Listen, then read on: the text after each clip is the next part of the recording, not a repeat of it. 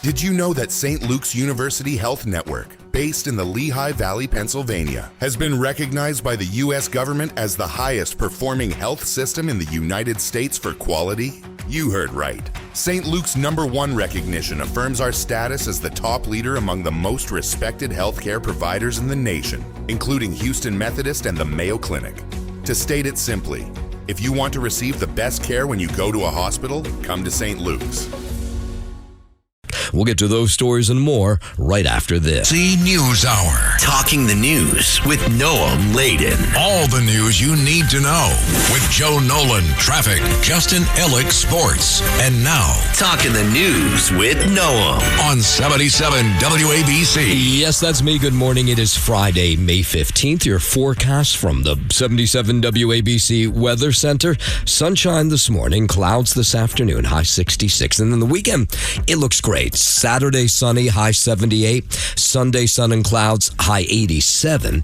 If you're walking out the door with us right now, so happy you are. 51, partly cloudy in Patchogue out on Long Island. It's 50 and cloudy in Garfield over in New Jersey. And it's 48 and clear right outside our Midtown studio. It is all on Long Island, though, this morning. Traffic on the LIE was backed up for miles yesterday due to this massive sinkhole right near exit 49. This is westbound. A crater measuring 10 feet wide, 8 feet deep. It just suddenly opened up. This was about 1:30 yesterday afternoon in Melville. A car with New Jersey license plates actually crashed into this thing. He thought it was a puddle ahead on the highway, so he kept driving, and then he ended up in this thing. Thank God he is okay. Luckily, no injuries. What we've been told this morning is work crews were on the scene throughout the night making repairs, but they are not done yet. So westbound lanes heading into the city, they'll still be closed near exit 49, so any way you can get around this is probably a good idea. In fact, no doubt Joe will give us some ideas coming up in just a few moments. It is unclear at this point why that road collapsed. We'll also hear from that guy who drove into the sinkhole. He has a good story to tell because everything's okay. That's coming up after 5:30.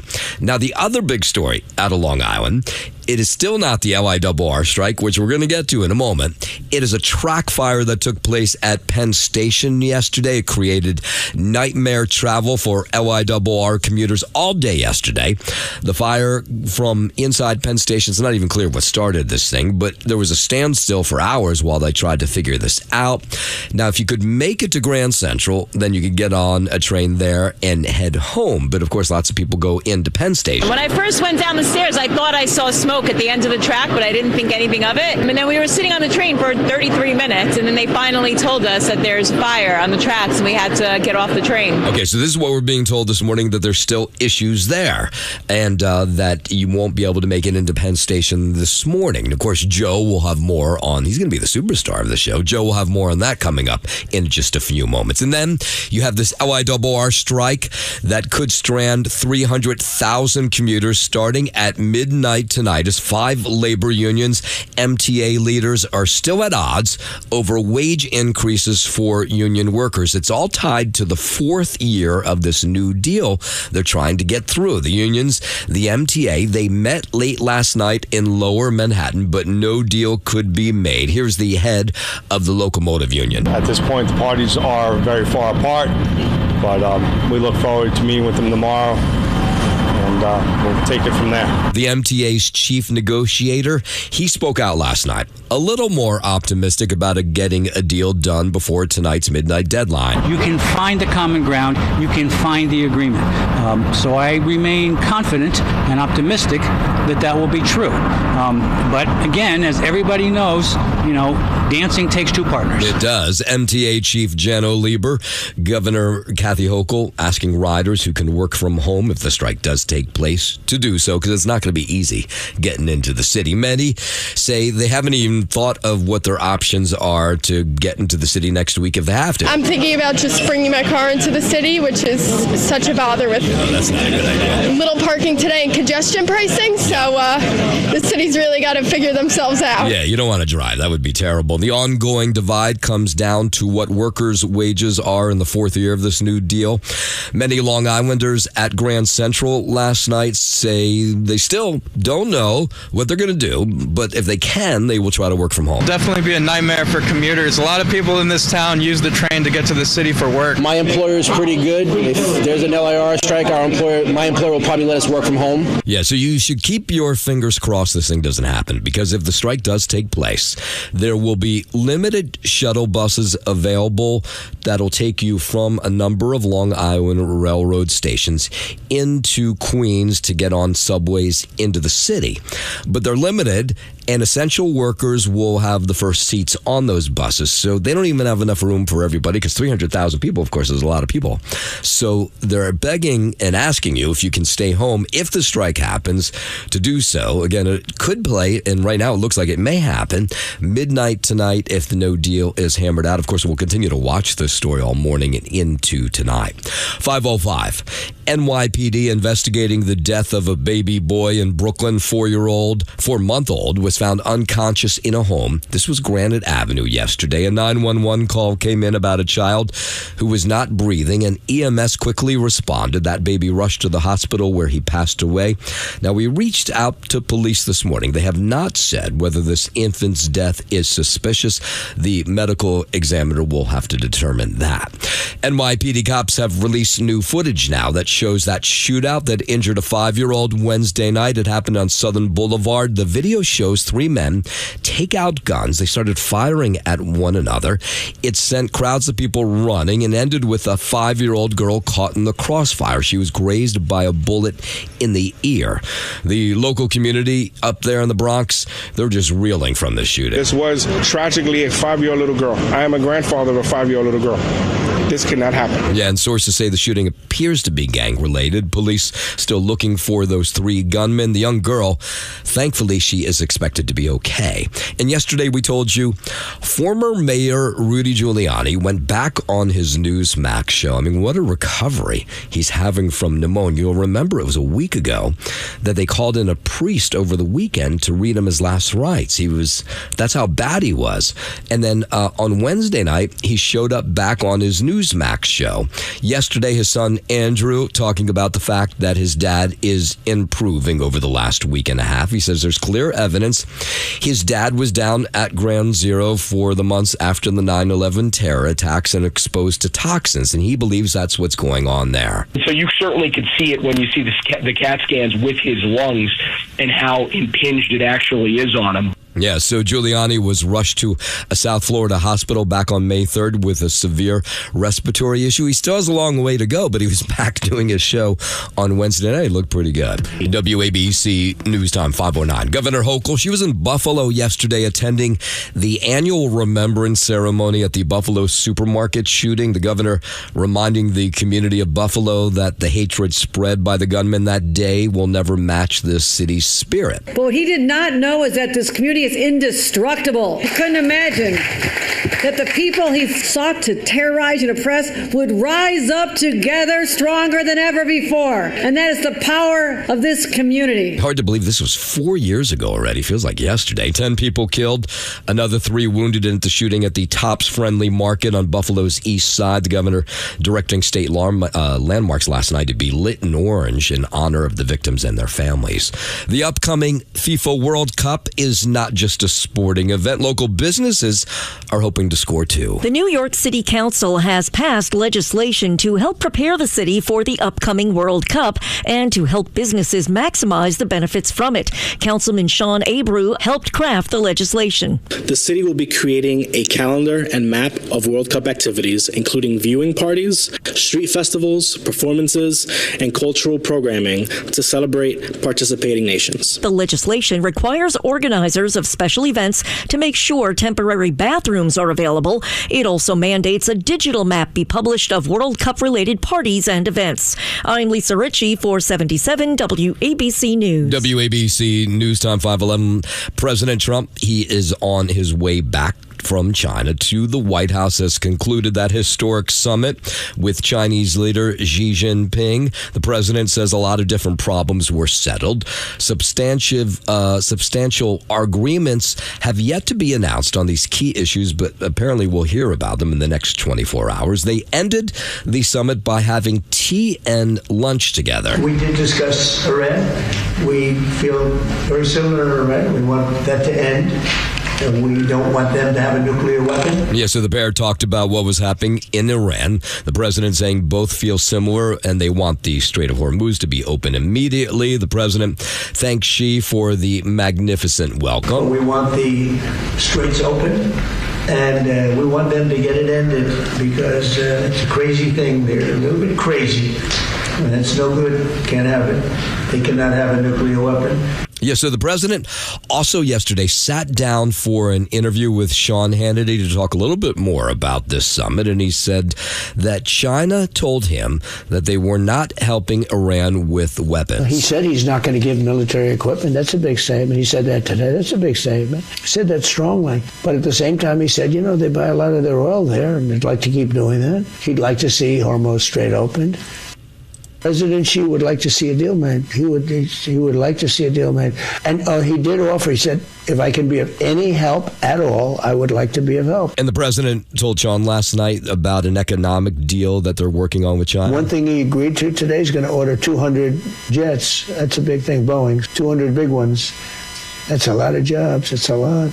Boeing wanted 150, he got 200. White House correspondent John Decker, he was on with the president in Beijing, traveling with him there, and he said the president appeared to be very impressed with the way he was received in China. I think the president was very pleased with the way the welcoming ceremony went off. He was treated like a head of state should be treated, according to the president.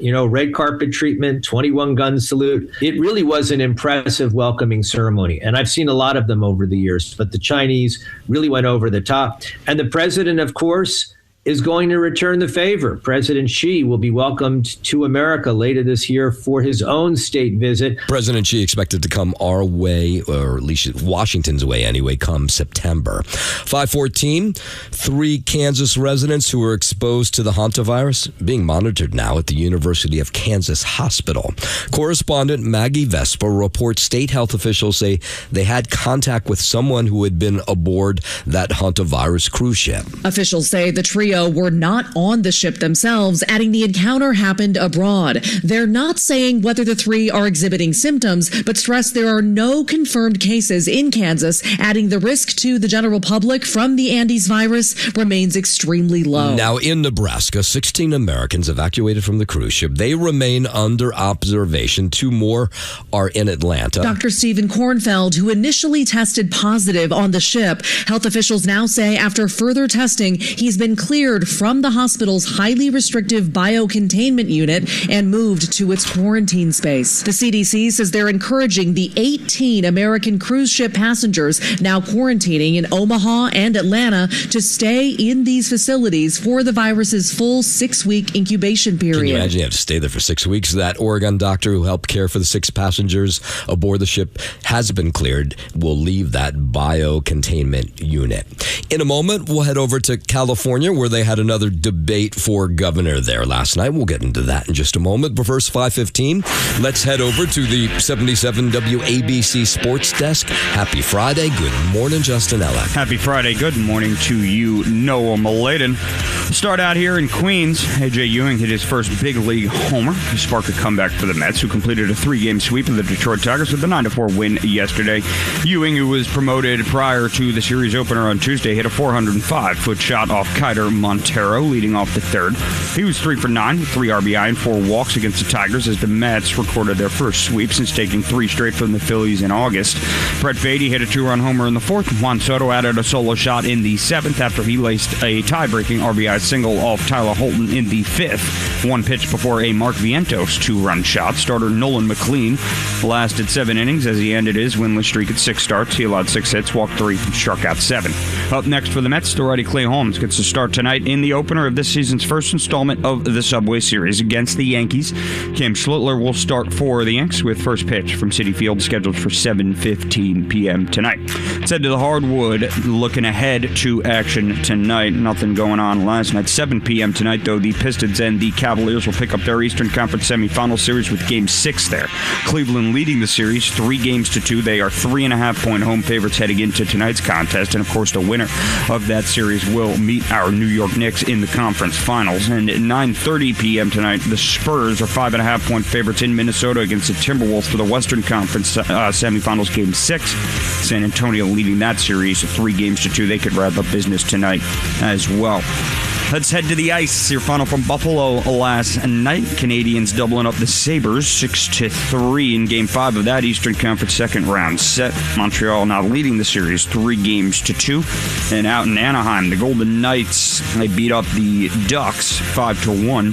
Western Conference second round there, Game 6. So Vegas wins that series 4-2. They'll meet the Colorado Avalanche in the Western Conference Finals starting next Wednesday night.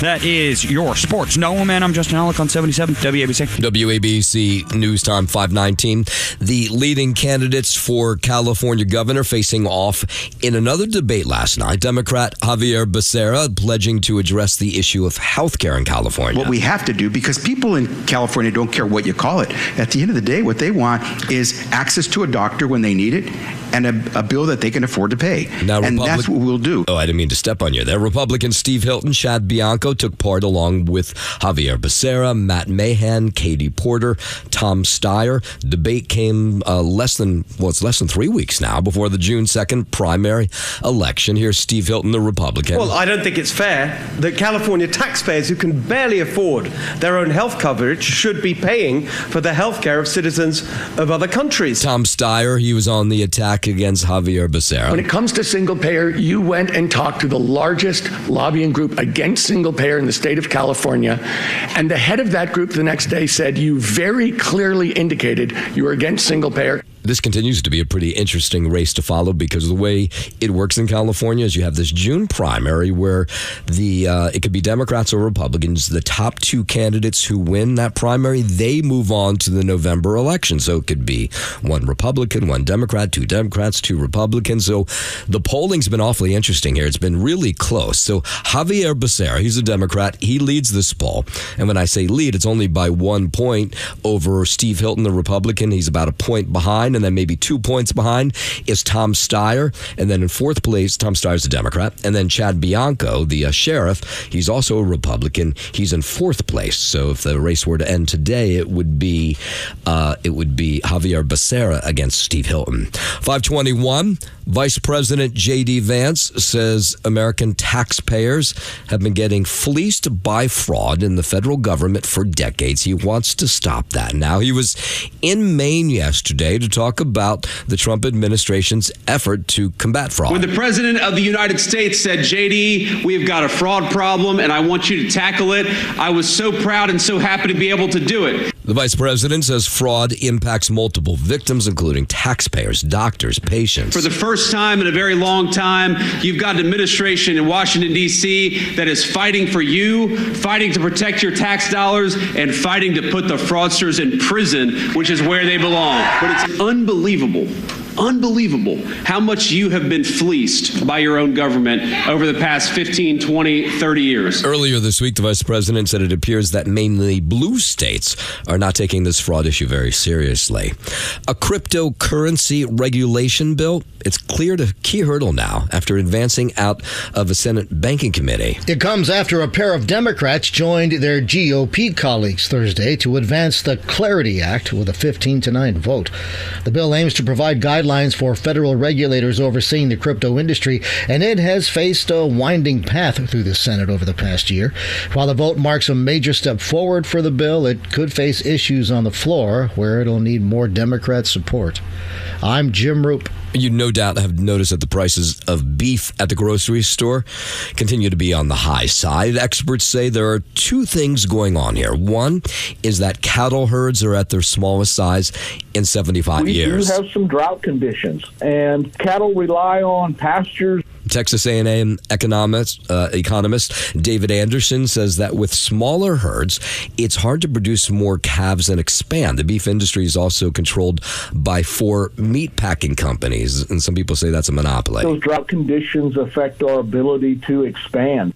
If we have fewer cows, we're going to have fewer calves and less beef production. And President Trump's Justice Department, they're looking into potential antitrust issues and price-fixing practices among all of these groups that own these herds of cattle. 523, while we're down in Texas, lawmakers digging into reports that thousands of non-citizens in the Lone Star State ended up on state voter rolls. Christina Atkins, she's with Secretary of State's office. She says the vast majority were people who were mistakenly registered. In most cases, these are errors, clerical mistakes. Folks don't realize that they're registered. Yeah, she said it made it clear, though, in the vast majority of these cases, the non-citizens never cast a vote in any election. When we look at any data set for individuals or non-citizens, what you tend to see is that they don't have voting history. That's why we don't, out of our 18 million registered voters, we're not finding large numbers of non-citizens on our voter rolls. All right, so counties across the state have been told there are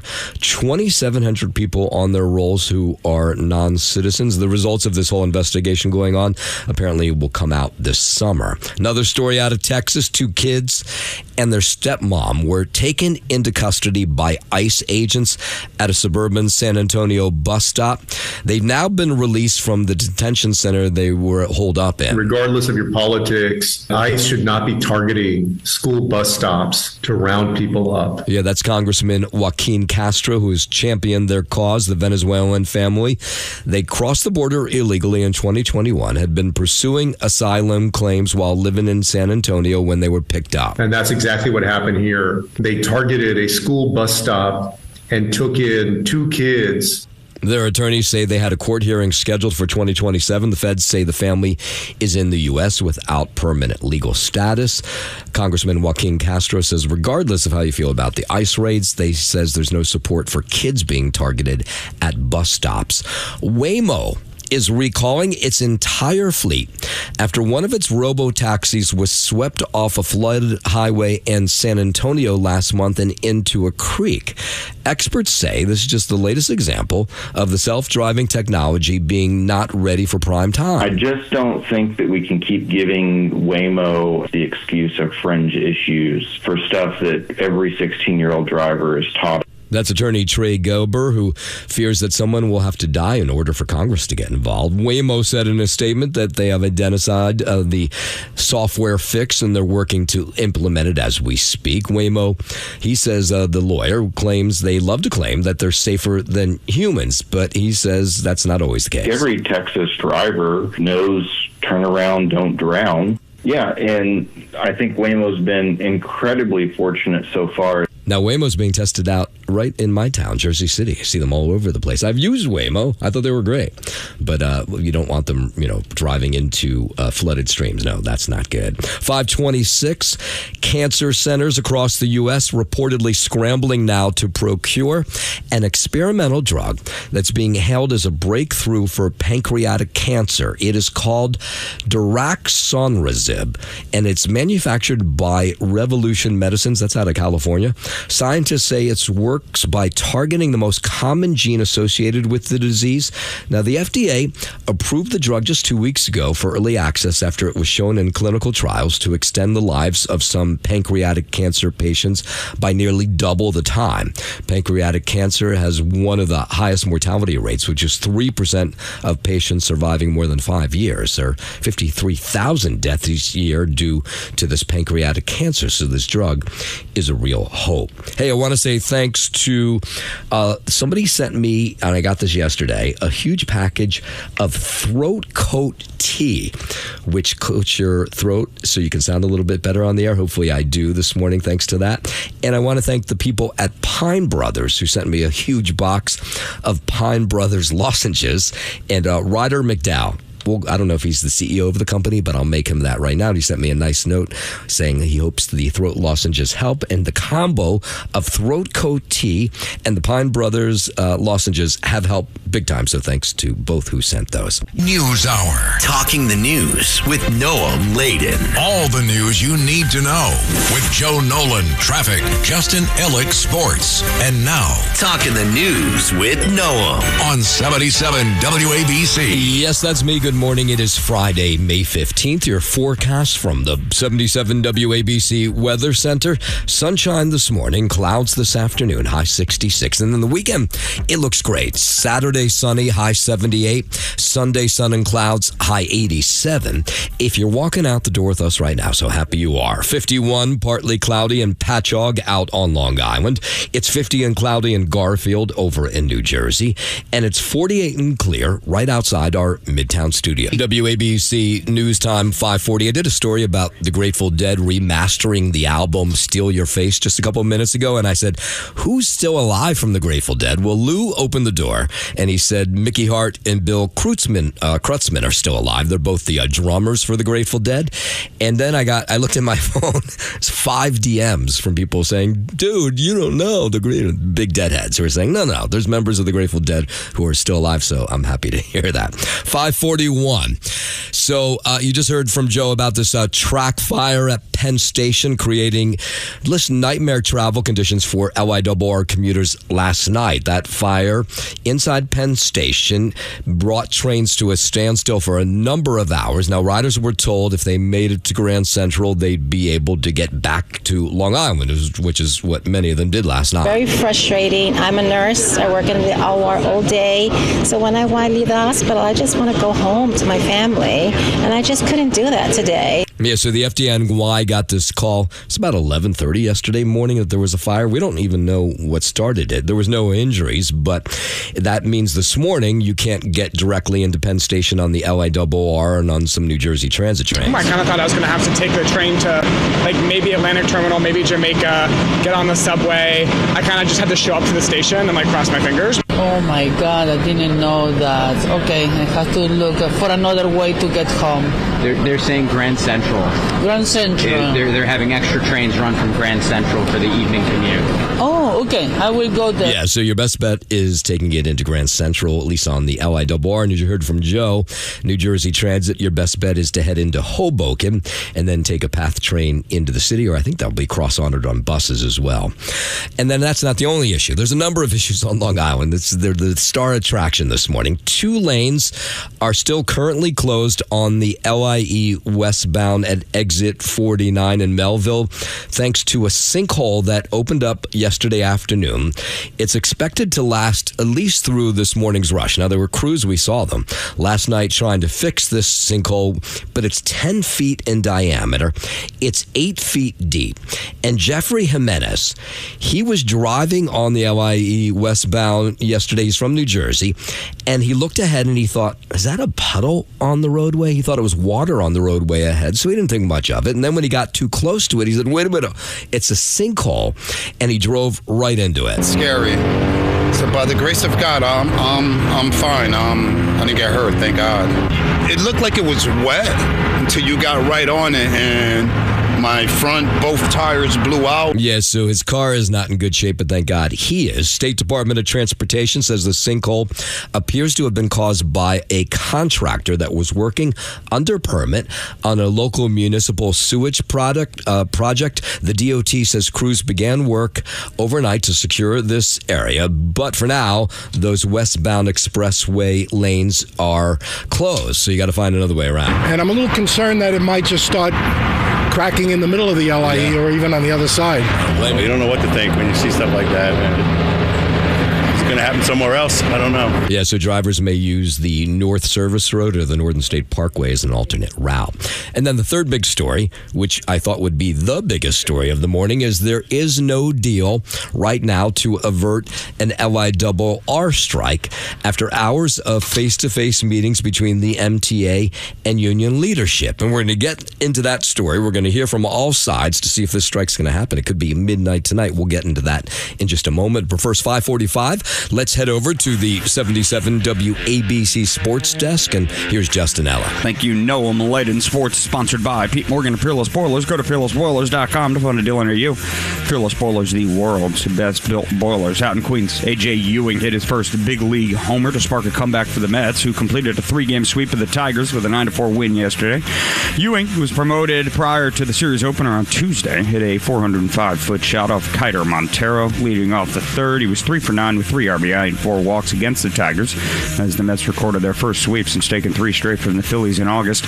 Brett Beatty hit a 2-run homer in the 4th, and Juan Soto added a solo shot in the 7th after he laced a tie-breaking RBI single off Tyler Holden in the 5th, one pitch before a Mark Vientos 2-run shot. Marcus Semien also added a homer for the Mets. Starter Nolan McLean lasted 7 innings as he ended his winless streak at 6 starts. He allowed 6 hits, walked 3, and struck out 7. Up next for the Mets, already Clay Holmes gets a start tonight in the opener of this season's first installment of the Subway Series against the Yankees. Cam Schlittler will start for the Yanks with first pitch from Citi Field scheduled for 7:15 p.m. Side to the NBA, look ahead to tonight after a silent night last night on the hardwood. 7 p.m. start for the Pistons and Cavaliers tonight out in Cleveland. Cleveland heading in as 3.5-point favorites for the Eastern Conference semifinals, game 6 there. And they are up. The Cavs, that is, 3-2. Of course, the winner of that series will meet our New York Knicks in the conference final starting next week. 9:30 p.m. tonight, it's the Spurs and the Timberwolves getting going out in Minnesota. Western Conference semifinals, game 6 there. San Antonio up 3-2, and they head in as 5.5-point road favorites tonight. Looking back at the NHL action from last night, a final from Buffalo saw the Canadiens double up the Sabres 6-3. Eastern Conference second round action there, game 5. Montreal now leading that series 3-2 and out in Anaheim. The Golden Knights taking care of the Ducks 5-1, winning that series 4-2. They'll meet the Colorado Avalanche in the Western Conference Finals starting next Wednesday night.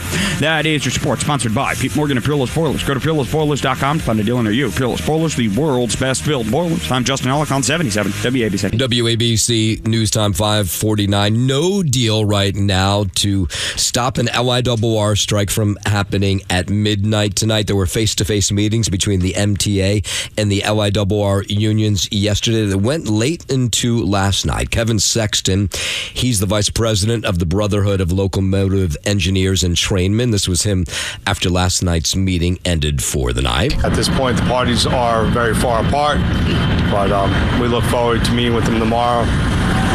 And we'll take it from there. Yeah, so the coalition of 5 unions representing approximately half of LIRR workers threatening to start the strike midnight tonight without a deal. Both sides agreed on 9.5% raises for 3 years, but the 4th year of that deal, they can't come to an agreement on the wages there. So the MTA chief negotiator says he'll be back at the table, and he says he wants to make a deal today. There's not a single thing that the MTA has put on the table that anybody could refer to as a gimmick or a gain. We utilized various methods of delivering more cash, more money, right, to the rank and file, to the workforce. The strike would bring LIRR service to just a grinding halt, impacting 300,000 riders. Fans heading to Citi Field for the Subway Series this weekend, they would be impacted. Business owners near train stations say they're also bracing for losses if a strike occurs. It's going to cause mass hysteria. I mean, everyone's going to be rushing around. It's going to be terrible.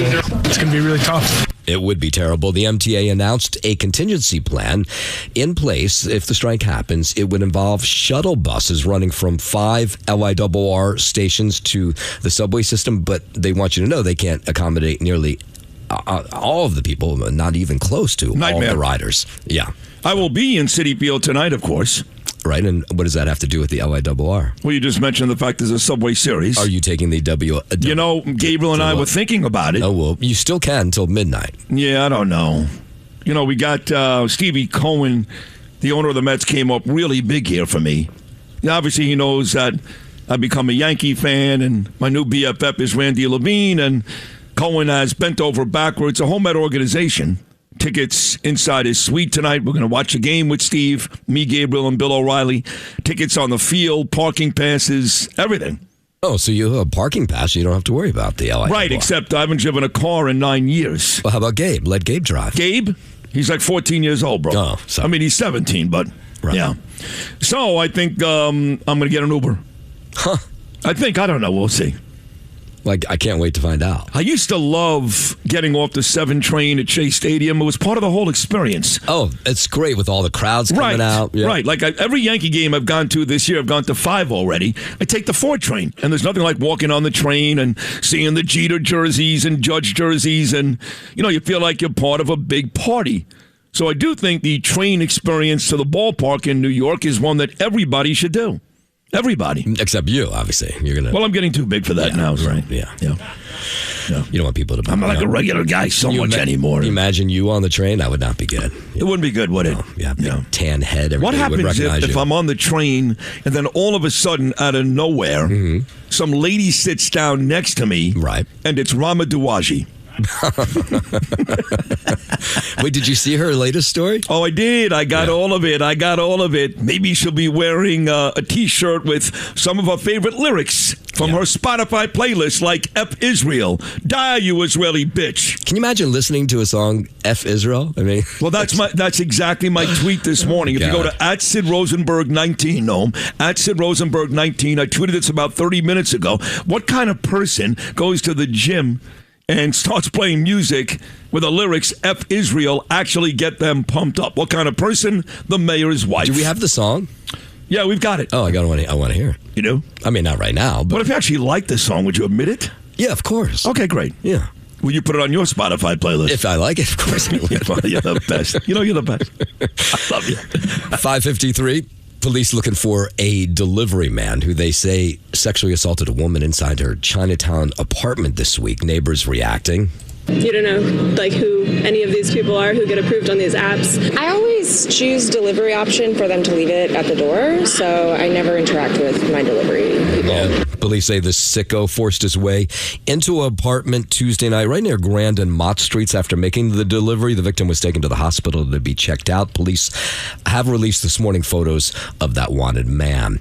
The MTA Investigator General's office says a security agent that was hired to watch a subway station was using a stolen Omni card to let riders through in exchange for cash. Well, that was a good hire. Investigators say this woman was hired by a contractor assigned to the 8th Avenue N-Line station in Sunset Park, and she was caught on camera numerous times taking cash from riders in exchange for her letting them in. I just think that it's really messed up, especially if you're an undercover agent and your job is to catch people who are fare evading. It is very messed up. According to the report, the contractor says they're doing a full review of their policies and procedures and, of course, of their hires in the case of this woman who likely should not have been hired. That's not fair for people who try to do the right thing. Yeah, there's got to be more rules about that. There has got to be more rules about that. That's really messed up. Yeah, so that agent facing all kinds of charges this morning.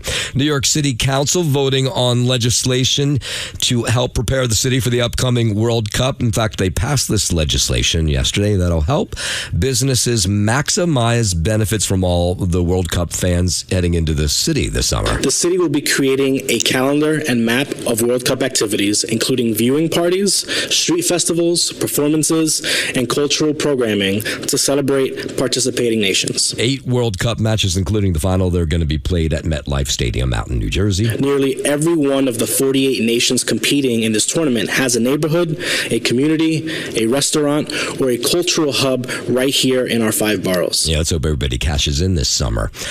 It may be harder to find Jersey-grown peaches this summer because the crop went through all that wacky weather last month. Remember, it got really warm, and then we had this freezing cycle, and that apparently has devastated a large part of the Garden State's iconic peach crop. Now, normally Georgia's known for its peaches, but we are also known for their peaches in New Jersey.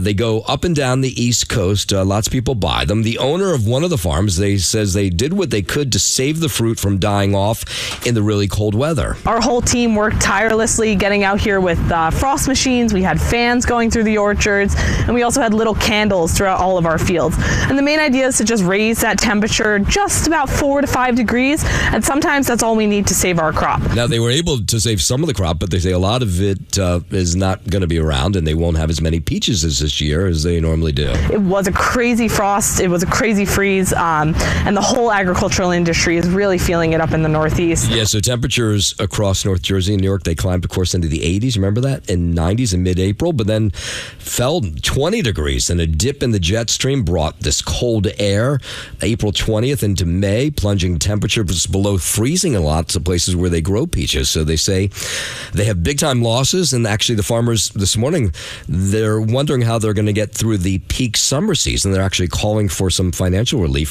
from the state of New Jersey. Thanks for listening to the News Hour with Noam Laden. You can hear the News Hour with Noam Laden weekday mornings at 5 on 77 WABC. If you like the podcast, share it with your friends and listen anytime at WABCRadio.com and download the WABC Radio app. Hit that subscribe button on all major podcast platforms. Plus, follow WABC on social on Instagram, TikTok, Facebook, and X. See you next time for a new episode, so you never have to wonder. What the heck is going on here?